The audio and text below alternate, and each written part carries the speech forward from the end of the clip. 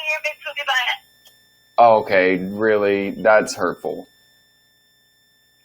I Bye. poopy butt. I'm not a poopy butt. butt. Can you stop? You're really hurting my La, la, la, feelings. la, la. Okay, bye. Okay. My story from high school to the point where I started my business, my first successful business. I think that going from your senior year and up is really kind of the start of your adult life, mainly because that is when you turn 18. When I was a kid, I was like, oh, well, I feel like I could be an adult. But now that I'm 24, I get why, 18 and 19 is adulthood, because that is where I'm going to start the story, because that's where things start to actually happen that are, significant in your adult life. I mean, there's definitely a lot more significant stuff that happens to your subconscious in your childhood. But as far as, personal decisions, responsibilities, and life events that are going to matter to your future, I would say 18, 19 is a good place to start. So that's where I'm going to start today. I'm going to start in my senior year of high school. The human brain is the greatest piece of technology to ever be created. Unfortunately, it's 40,000 years old. It's about time we upgrade and adapt our software to be happy and succeed in this new world, where psychological performance is the key to your desired destiny. I'm Tyler McCullough, and you're listening to The Future Forge. So, going all the way back to 2014, it is September at the beginning of school of 2014. That's 6 years ago. Wow, that's crazy. 6 years ago, September, that's about right now. I was signing up for classes, talking to my counselor, and trying to get into a Running Start program at Green River Community College. And I was having a little bit of difficulties because there was a little mix-up in my credits. See, I absolutely hated school. It was my least favorite thing to do on planet Earth. I hated the teachers. The teachers hated me. And that's how the education experience went for me, is that's kind of in a gist what school was. It was my teachers hated me, and I hated them. I didn't do their homework. I talked in their class, and they gave me Fs. I failed. So come senior year, I failed so many classes that I now have to make up 9 credits because I wasn't too great in school as far as, history and math. I mean, I was good at math, but all the bullshit classes that you don't need, they don't pertain to life. They don't actually matter in the larger scale scheme of things. They don't matter. All these bullshit classes, and even in college, when you got to take your prerequisites, those don't matter either. A lot of shit about the school doesn't matter, and that's why it's so screwed up. Because you're paying buttloads of money to waste your time and get a piece of paper. But in high school, you have to graduate. If you don't have a high school diploma, looks a little rough to anyone. So I had to figure out how I'm going to do this. Okay, 9 credits. I went to my counselor. I said, can you help me get like a credit retrieval class or something? I am not going to graduate if I don't make this up. And he said, look, Tyler, if I were you, I would just drop out of high school. I would go to the Green River Community College and I would get my GED if I were you. You're not going to graduate high school. You have way too many failed classes. You're not going to college. because your GPA is garbage. And there's really no hope for you to graduate because the amount of work you have to do this year, there's just too much. There's no way you can do it. So if I were you, I would get your GED and just go straight to work. And whether it's a factory, whether it's like McDonald's or something, just go straight to work because there's no way you're going to get into college, with even technical college. So I'm like, okay, well, that's nice of you to say about me. I appreciate the kind words, Mr. McGraw, but you can kindly suck my balls. I'm going to graduate, and I'm going to make up all these extra credits, or not extra credits, all these credits that I failed. So get me in a credit retrieval class, and I'm going to graduate high school. And do it now. And he signed me up for a class. He told me he doesn't agree with my decision. But I didn't give a shit. I was going to graduate high school. I was going to have my high school diploma. And it was going to take 9 credits to do it. As on top of my other, yearly load of classes. So if you're familiar, I mean, for me, it's been a while. But as far as high school credits go, 1 credit is 2 semesters. So each semester is half of a credit. So that's a lot of work. But I'm in it. It's too late. Can't turn back now. I'm doing it. And I got incredible motivation. Now, before this, my friends in high school were stoners. I hung out with the stoner kids, the potheads, the people who didn't do much and just smoked weed all the time. And they would actually come to my house because my parents' house is sick. I had a lot of parties there. And one in particular I could tell a whole podcast about because it was crazy. It was the biggest party in my school district's history. And it was at my house, in my barn. No, Siri, not you. But I was a stoner throughout my high school experience. Until senior year. You know why? Because I had to get my shit together and bust my frickin' ass to get my high school diploma. Because there was no way in hell that I wasn't going to walk across that stage. It'd be so embarrassing to not be at your high school graduation. So I was like, okay, it's go time, baby. Let's do this thing. So I dropped all weed. I cut all that off. I mean, I smoked a little bit every now and then, but I cut off drastically. So I needed to get in this zone of hard work, dedication, and head down work nonstop. Because I had one goal in mind, and that was to graduate this stinky ass high school. And that's what I was gonna do. And a senior year of completely getting my act together, sticking with one goal, clear as day as to what I needed to do. I lost all my friends because I didn't smoke weed anymore. I was motivated. I was driven to succeed at what I was zoned in on. And I did it. I freaking did it. It was so much work.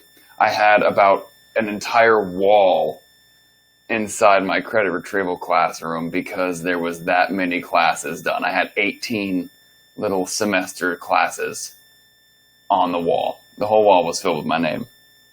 And I actually got an academic achievement award for graduating high school, which most people don't get because, graduating high school is not that hard for most people.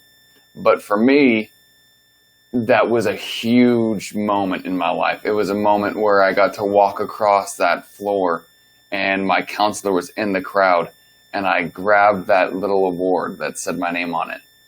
And I graduated, and I looked him in the face, and I just gave him the smile of just a big old fuck you. Which was incredibly gratifying, if I do say so myself. And it was just fantastic. And I graduated. So after that, walked across the stage and left high school. It was over. I'm 19 years old. Wasn't going to college. Didn't want to go to college. Didn't have to go to college. And I couldn't go to college. I actually went to community college to take a business class. Complete garbage. And then I took an art class. And that was fun. But learning from a college professor on how to run a business doesn't make any sense. And I learned that by going to community college. Because the dude shows up in a beat-down 87 Honda Civic, and he can barely even get out the door because he's way too big for it. And he's telling us all these different things about what it says in the book, and he's literally just reading the book out on the freaking screen. And I'm like, dude, why are you reading this to me? I can just read it myself. And why am I paying to do this? Why am I paying to learn from a dude who's never started a business in his life? He just teaches at college and drives an 87 Honda Civic, and he doesn't know anything about business. Why am I learning from you? Why am I paying you to teach me? And that was it for that class. That was it for the whole college experience for me, because it was stupid. It's dumb. It doesn't make any sense. Unless you're going to be a doctor, unless you're going to be a nurse, unless you need a physical degree in order to do what you want to do, why would you get a degree in something that you can learn by yourself, by your own experience, like a business? Instead of going and paying for a business degree, why don't you go and invest that money that the business degree costs and put it in a business and learn yourself? You're going to learn way more that way than if you get taught by some dude who's never started a freaking business before. Anyways, getting off track here. I wrote notes. Why am I not looking at these? So, I sucked at school. I'm a DNF student. Barely couldn't even graduate high school. I hung out with the potheads. I was mainly a class clown.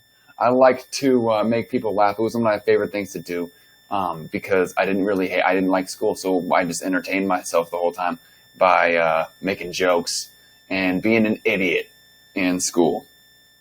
I had to make up 9 credits for my senior year. And my counselor said there was no frickin' way to do it in the history of the world. There was no way. Okay, so then I went to work, because if you don't have if you're not going to college, even you should have a job when you go to college. But when you don't go to college, what do? You go out and you get a job, because you have to make money in this world, right? And I was still living at my parents' house, so I didn't have to make that much money. So I got a job at a retail store for $10 an hour in the mall. And it was like a 45-minute drive from my house. But I wanted to work at a retail shop because I wanted to start an outdoor apparel business. That was one of my favorite things to do, is go outside and wear cool jackets and look like a badass in the snow, in the trees, and I just love that outdoor gear industry. So I got a job at a retail store in the outdoor gear industry, and I sold the shit out of all the coolest products. Well, they didn't have the coolest products, but I just love the industry, and I always wanted to start my own brand in that industry. So I'm going to go learn about the technology, the clothes, what's selling, what's hot, why it's hot, where the science is going with this stuff, and how I can get in on it. And my excitement quickly turned down the tube, because I got there, and my first day of work, it was inventory day. Have you ever done retail? Inventory day sucks. It's garbage.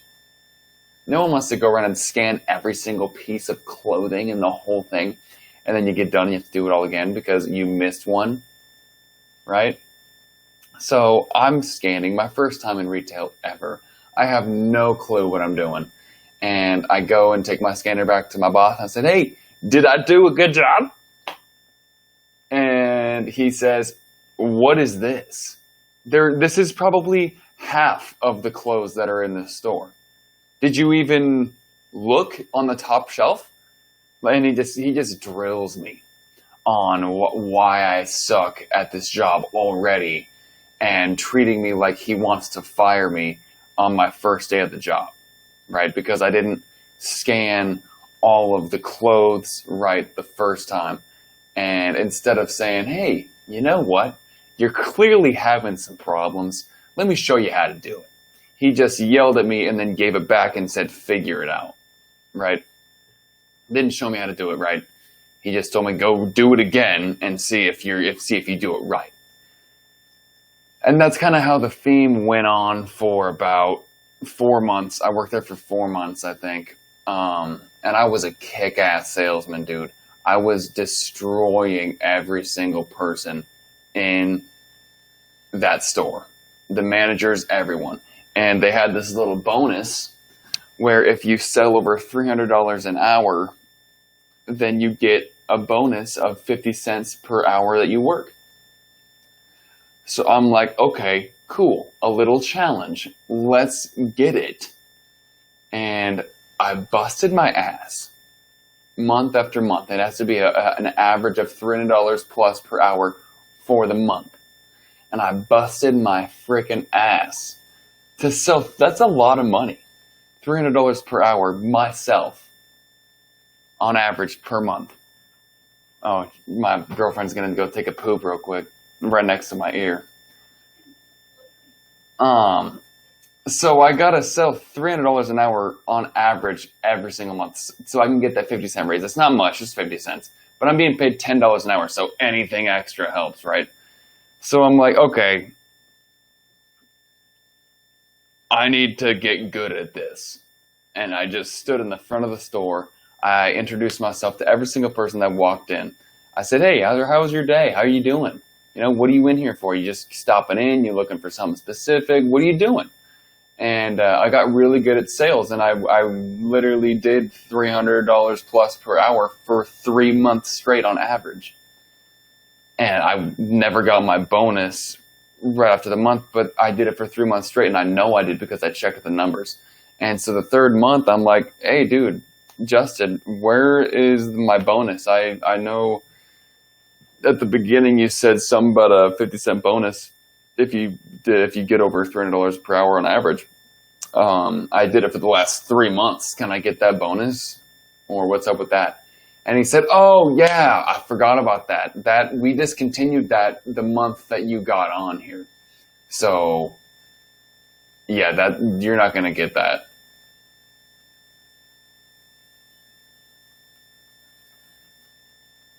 I was so pissed, dude. I was so freaking angry when he said it to my face. And I just looked at him. I'm like, you gotta be fucking kidding me. You dickhead! I busted my ass for 3 months straight so I could get a 50-cent raise per hour. He would be paying me $10.50 instead of $10 per hour in Seattle, Washington, where the minimum wage is like going up to like 15 for McDonald's employees. And you can't pay me $10.50 per hour when I'm making you $300 per hour? That's where the real value is, right? It's in how much you do for the company. And I'm doing way more for the company than $10.50 an hour. But he can't even give me that. So I'm like, okay, that's it. I'm done. Fuck you. I'm out of here, ho. But not before I win this backpack. Because there was a North Face backpack challenge. And I had to sell the most backpacks. And I was in the middle of selling backpacks when we were doing that. And I sold like 400 freaking backpacks in like a month. It's crazy shit. And I won this sick ass backpack. I don't think it's in here, but it like latches and like comes out like that. There's no zippers on it at all. It's literally the coolest little tech backpack ever. So I won that and then I dipped. I'm out. Peace. See ya. You suck. You're a dick. I hate you. Bye. I'm out. So I had to find a new job. I went on ZipRecruiter or one of those little job search websites and saw that UPS was hiring. And my friend worked at UPS. My friend Eric works at UPS. And so I was like, okay, well, he obviously likes his job. He's cool. Maybe I'll do that. And so I go apply for this job. They accept my application. I go in for an interview. I nail the interview. And then I realize that, oh, this is not the same job that my friend does. This is for a dock worker. This is for forklift driving.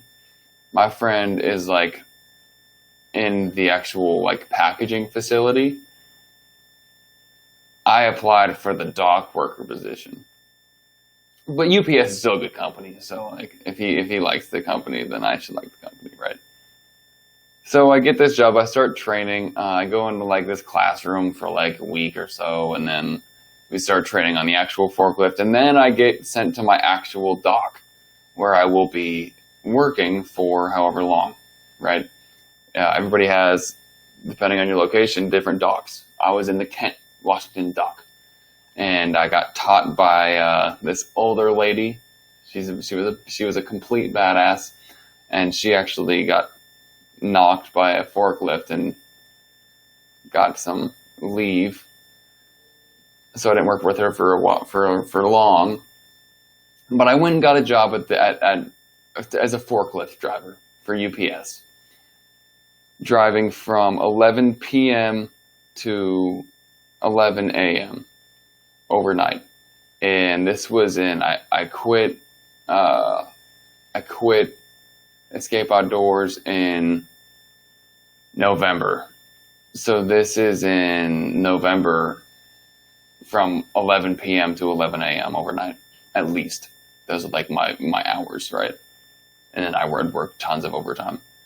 But I got this job and in the middle of November, and I worked until April. So the coldest months of the year, overnight, on a dock with in a forklift moving freight from one big ass trailer to another. It was hell. My life was literally consumed. My entire life was driving a forklift overnight. I didn't have any hobbies. I didn't go to the gym. I didn't do anything productive for my life because it was consumed by work. And when you get into, and I can go into that at a different time, but I was just cheated on by some dirty hoe, and I was working this job, so I was depressed, right? When your whole entire life is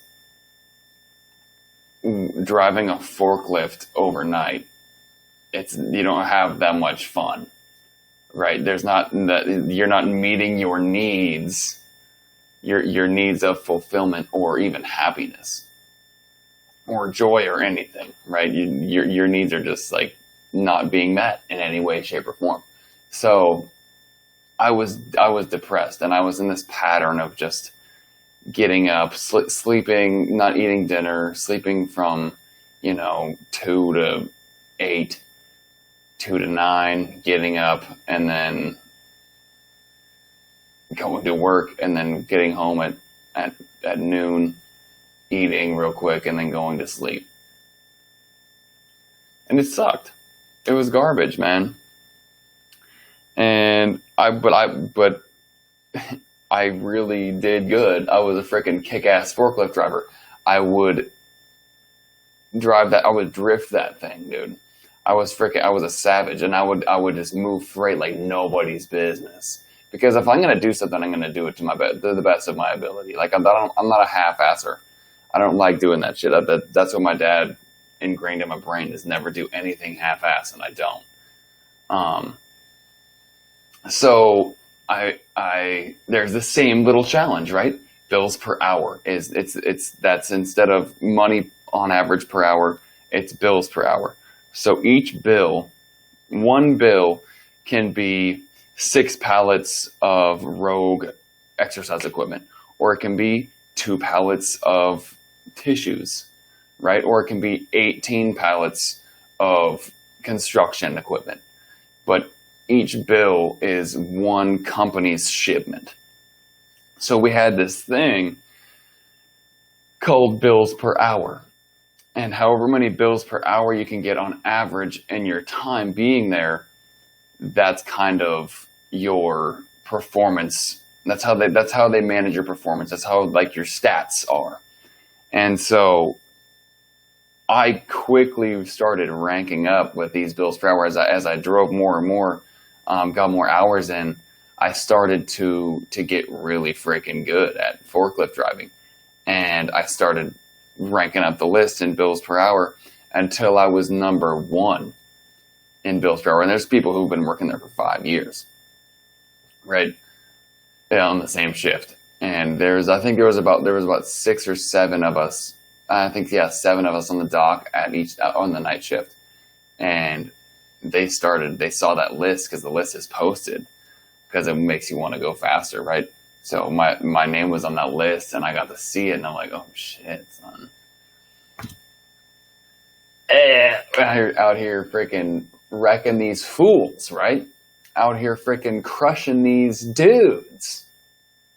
And so I'm leading the pack in bills per hour, and they start to hate me, right? Because I'm making them look bad, because I'm the new guy, and I'm beating them in bills per hour by a lot. So they start to get in my way. They start to kind of, during the little break, they all go on break at the same time, and they'll like, get together and talk and shit, and then I'll show up and they all disperse.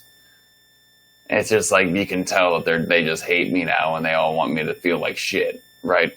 So, long story short, which it already has been a long ass story because I've been going into detail on shit, but long story short, they all talk to the boss about how I am an unsafe forklift driver and I need to go back to training. And one day, it was a Thursday, my boss comes up to me and says, "Hey Tyler, all of your coworkers have been saying that, you're unsafe. You're going to hit one of them if you keep driving like the way you do. And you're going to need to go back to forklift training because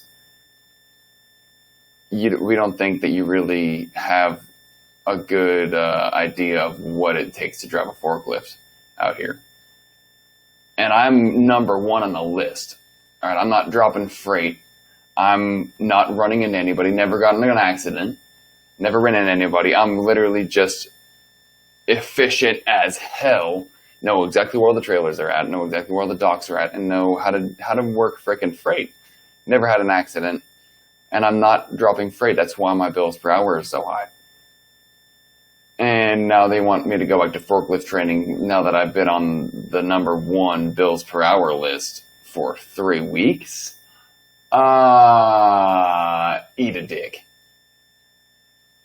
So I quit the next day. Quit on a Friday. I said, "Hey man, my dad needs help, so I'm gonna go help him, and it means I can't work here anymore. Sorry, it sucks for you." And I left. I dipped with no notice. Didn't give a shit. I don't like being disrespected, and I took heavy disrespect to that. Because I'm out here busting my ass for you, and you're going to send me back to training when I've been number 1 on the list for 3 weeks. Yeah, eat a dick.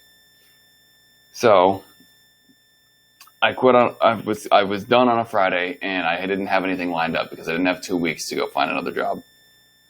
So I'm going back to square one. I go back to ZipRecruiter, and I'm like, wait a second. Why don't I work at Costco? I know Andrew Meinhardt works at Costco, and he's got benefits, son. He's been working there for a while now. He worked in there in high school. So I go to Costco. I usually have to have someone like endorse you, because Costco is kind of a tight-knit community. Everybody wants to work at Costco because they got good stuff, good benefits, good lawn. Like, you can't get fired from Costco after your 90-day probation. So I'm like, okay, let's go to Costco. That sounds cool. So I go to Costco, get the interview, freaking nail the interview, just destroyed it. And then I got the job as a stalker.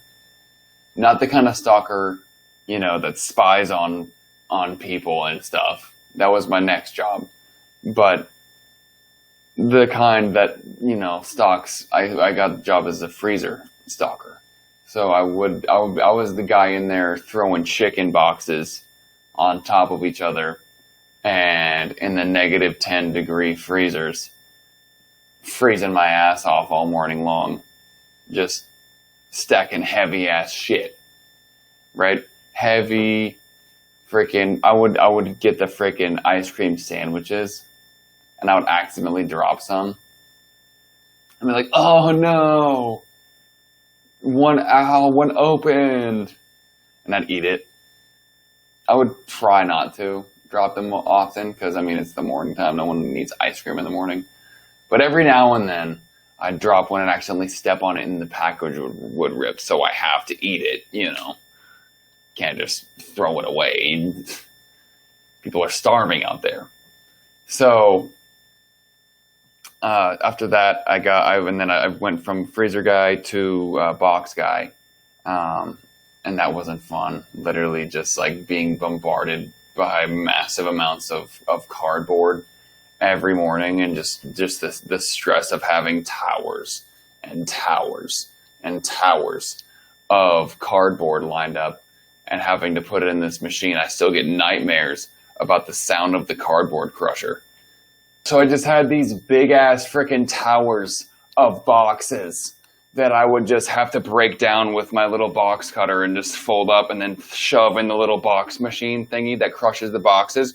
And the sound of that little box crusher, dude, the little button, the little red button, and it goes and crushes the boxes. I would push that probably 118 times per day. Every single morning. That was my morning. Was just pushing that little button and that sound just crushing boxes. 118 times every single morning. That gets ingrained in your brain and it never comes out. Right? I still have nightmares about it today.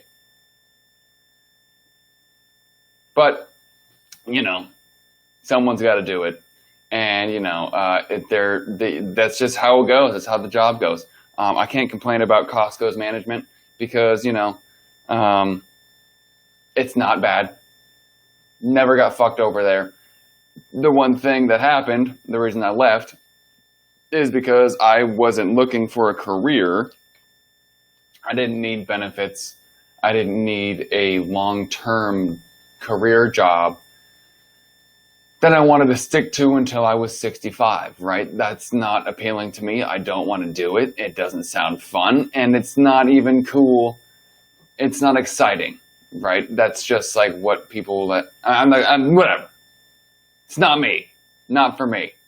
So I go ahead and get a job that I got offered a job to work tactical security as a tactical security guard for $17 per hour. And that was a lot of money to me at that time because I worked $10 an hour jobs, I worked $13 an hour jobs, and then that Costco job was $13.50.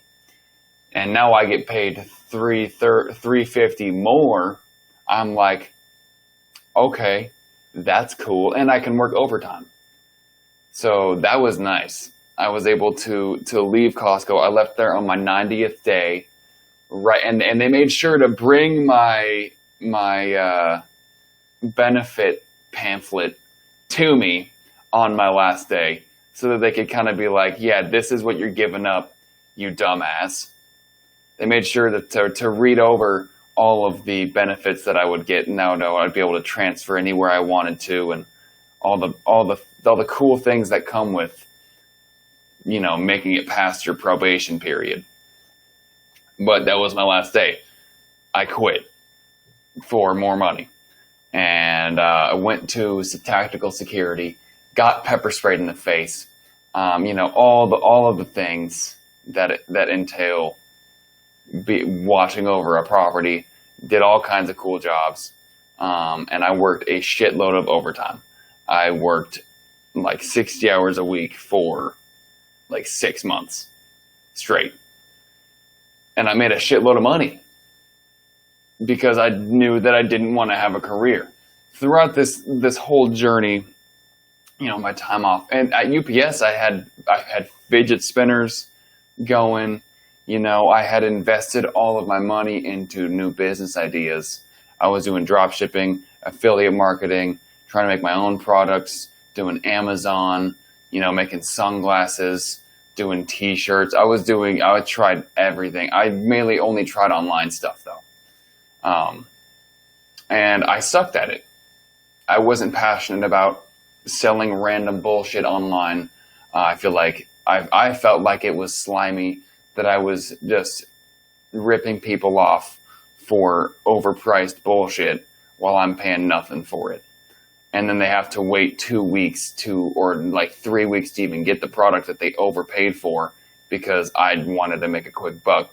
I wasn't a fan, wasn't passionate about it, so it didn't work out for me. And that goes along with every other online adventure that I tried to get into. You don't have any passion, there's no profit. Unless you're passionate about the profit, which, then you can be a Shopify drop shipper, right? But not me, wasn't really into that, and I never succeeded with it. So I had to get another job, and knew I was going to invest in something important, but I was tired of wasting my money on these different things. So I just saved up all kinds of money, worked a ton of overtime, and ended up finding something that was amazing. I was working at the Dollar Tree in Des Moines at the time. I had worked at bars, burned down apartment buildings, burned down old folks' homes, Trader Joe's for a while. I worked at, sketchy Dollar Trees in the middle of in the hood.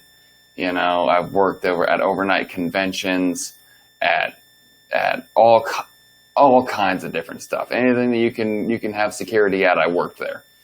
But at this time, at the time that I found the business, I was working at the Dollar Tree.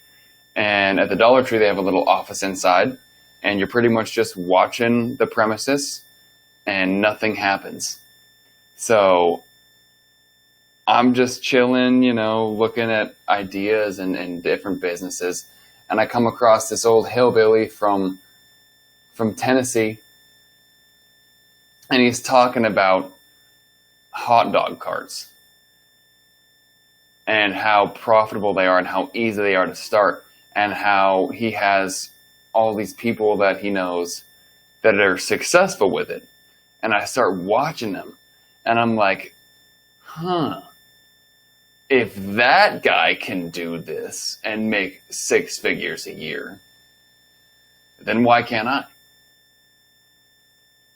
I mean, it seems pretty easy. It seems like a pretty step-by-step process. You do this, and this is the result. So I wonder how I would do with that. Probably pretty good. And I would be able to do better than these guys are. Because I'm young, I'm hip, I'm creative, son. And so I slowly started doing more research, started coming up with a brand, started researching what I would need to get to do this with the permit process and everything. And then I'm like, well, why get a food cart when I could get a food truck? I'm going to leave it right there. Right where I had that little light bulb that went off that said, the mobile food industry. I could get in there. It's proven, it's profitable, and it's professional. And I can be passionate about it because it's an actual thing. I can go to it and I can see it and hold it and smack it and touch it. And people, I can see their reactions. I can see their face. I can talk to them directly, to my customers.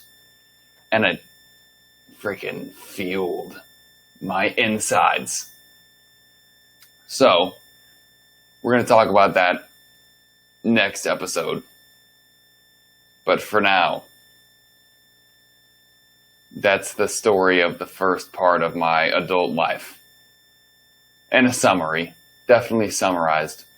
But next episode, we're going to go over from the epiphany to the success of my first successful business.